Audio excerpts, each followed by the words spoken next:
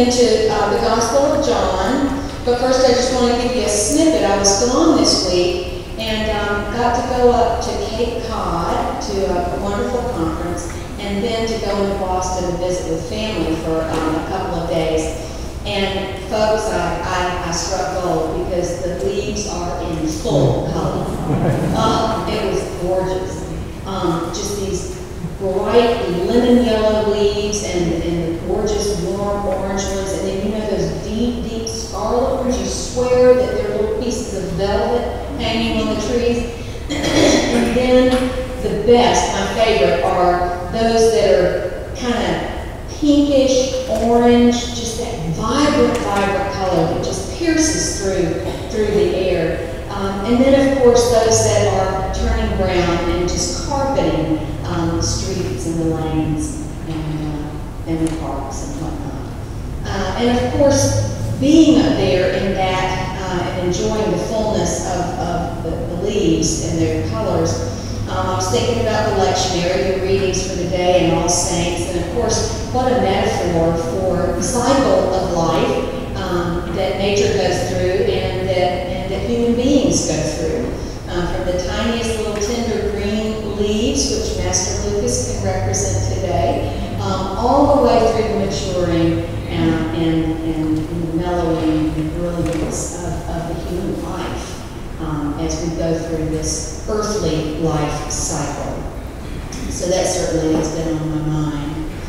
So let's go into the story about Lazarus in John. I'm going to take you a little bit before, because this is just a little snippet kind of in the middle of that chapter.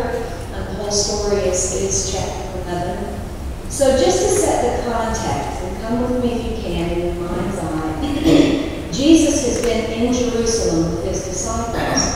He's been teaching in the portico of Solomon at the temple. He's been healing people. He's healed the blind man blind from birth. He has been teaching more and more about who he is, revealing his identity. And so his famous teaching about I am the good shepherd comes right before the chapter about Lazarus. And the more he aligns himself with God, the more the religious authorities in Jerusalem take offense. They charge him with blasphemy because he talks about that he and the Father are one, and they try to stone him. Right before this story, he is stoned, and he and his disciples get out of town. They go over across the Jordan River, and they're over there. People have followed, so he's over there teaching and healing and meeting with people outside of the district. And he gets a message from two sisters, Mary and Martha, from the town of Bethany. And the message that they send him is this: the one whom you love is ill. The one whom you love is ill. That says to us that Lazarus was a very dear and close friend of Jesus. And we know from other settings, one being in Luke and others in John, that Bethany was kind of a home base for Jesus, so that he would teach from Bethany, he would stay in their home with them. We know that industrious Martha who was probably the matriarch of the household at that point, that she would prepare dinners and invite people in so that they could be with Jesus. And we know that Mary was a devoted disciple of his and sat at his feet learning from him along with others. We know that Mary got it, so that in the Gospel of John, it's Mary who takes the precious nard, the costly perfume that women would keep and save for the death of family members, that she took that costly perfume and anointed his feet with her hair, prophetically pointing toward his own death. And so these folks are really close friends of Jesus, family-like to Jesus. And so the one whom you love is ill.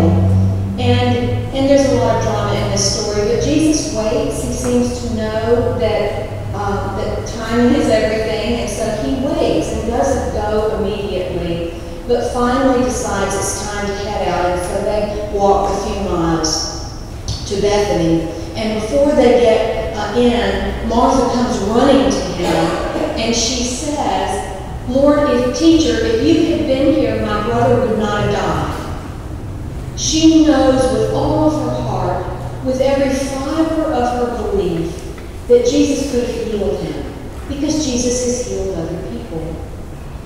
And that's when we get the famous line of, he will be raised. And she says, yes, I know, I believe in the larger life in God and eternal life. I know he will be raised on the last day, the day of resurrection. And then Jesus says to her, I am resurrection, and I am life.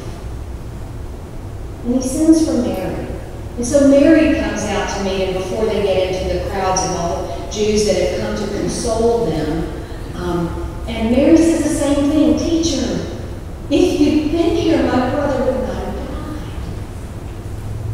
And so Jesus goes with her, but before he goes in to the house, to the community, Scripture gets very descriptive of the emotions going on when Jesus is out there with Martha and Mary.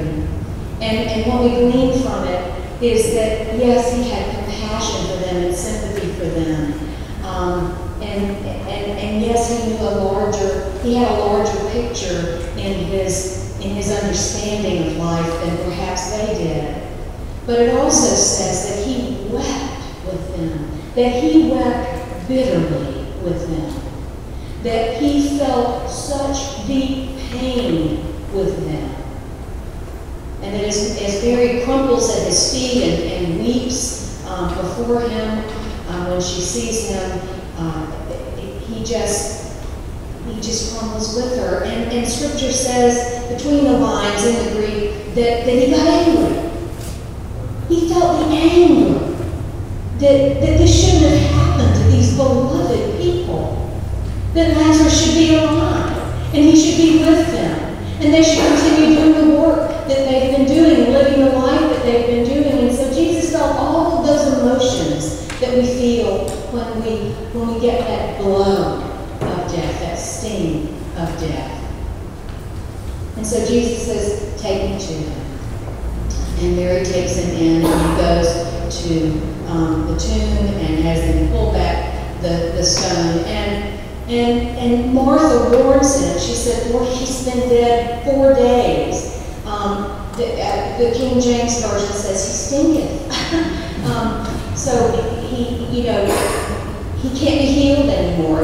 It's done. And Jesus does have the larger picture, and so he resuscitates Lazarus. And so we're getting this picture from John that yes, Jesus is the healer, and yes, Jesus has the power.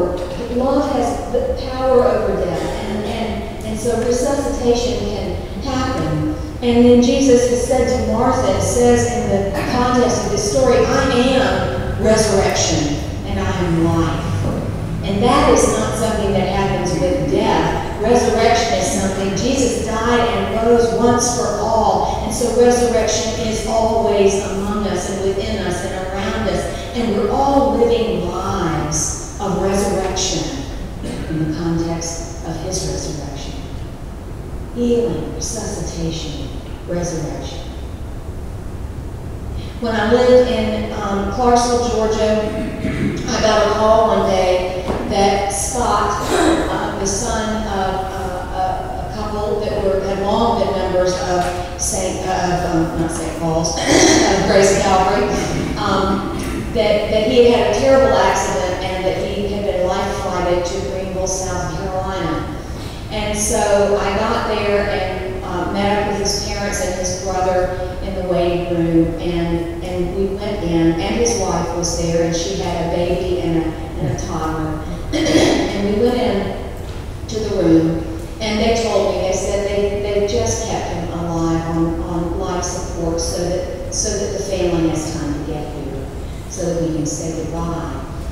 And I said, well, are you ready for the prayers and the anointing? And they said, yes, we are. And they were grief-stricken. They were bitterly torn and in shock about this accident. He lived, he had some acreage with his wife, and they built their home and had this big wood stove in their home, and he was out on his property cutting down trees, and a tree fell. And so we gathered by the bed, and they laid hands on him, and I anointed him, and we say the prayers at the time of death, and we lovingly give him back to God. We lovingly entrust him into this larger resurrected existence that is just behind the veil for us. And then about an hour later, Scott's pastor came with members from the church. Scott and his wife were very dedicated members and had a Bible study. It was a Pentecostal, very Bible-based church. And so the pastor and the close church friends, they went in to be with Scott and invited, of course, his parents and me. And they circled the bed and they began to pray. And they prayed for a long time with fervor, in tongues, with their heads lifted and their hands lifted. And they prayed fervently for Jesus to come and bring Scott back. For Jesus to come and bring Scott back and restore his body and make it whole. They knew Jesus could do this because he had done it for Lazarus. And they prayed for a long time. And then when they felt that their praying was done, we all went back out to the waiting room. And so Scott's family loved him enough and believed enough in the love of God being larger than life that they were able to let him go. And that's a hard thing to love to do. But it's something we all have to learn how to do, right? And then his church, they loved him so much that they didn't want to let him go. And they had the same emotions that Jesus had. Anger, this is wrong. Death shouldn't win the day in his young life. And so they loved him enough to ask for a miracle. And both of those loves encompasses and reaches toward the truth that we know about God's love that has the power over death. And as I think about Lazarus, yes, it was one person. And I think about the conflation in that story of healing and resuscitation and the presence of resurrection in it all. And I look at Lazarus and I think, was the writer of John, was he offering Lazarus to us who follow Jesus as a metaphor for the world? A metaphor for the world that is so alive and at the same time is so vulnerable, is being born anew all the time, and regenerating all the time, and yet at the same time is dying and decaying and failing in so many broken ways. And we think about all that goes on in our lives. I mean, just the last week, those packages that were sent to people because of their political affiliation, Matthew Shepard's memorial service at the National Cathedral, where 20 years ago they were afraid to bury him because they didn't know what violence that might incur, and the parents finally felt like it was time to give him fully to God. And so this incredible worship with thousands of people there to celebrate his life and to be strengthened by it. And then, of course, Pittsburgh, yet another house of worship being invaded by such violence. And I was at the airport trying to get out of Austin, and they completely closed down the whole wing of that large airport because of a suspicious package. And so hundreds of us in 5 airplanes just stood still for a few hours while they checked this out. So we're always on the brink, aren't we, of something horrific and something wonderful. So Lazarus as a representation of us for the world, that in that story, we are called to understand and to live into and to believe in the power of Jesus to heal in so many different ways and through so many different people. We believe in sometimes the ability to bring something that was dead back to life, to resuscitate it, to give it another chance. All of the things in our lives that have become bound and that we've buried away, and God says, no, bring it out.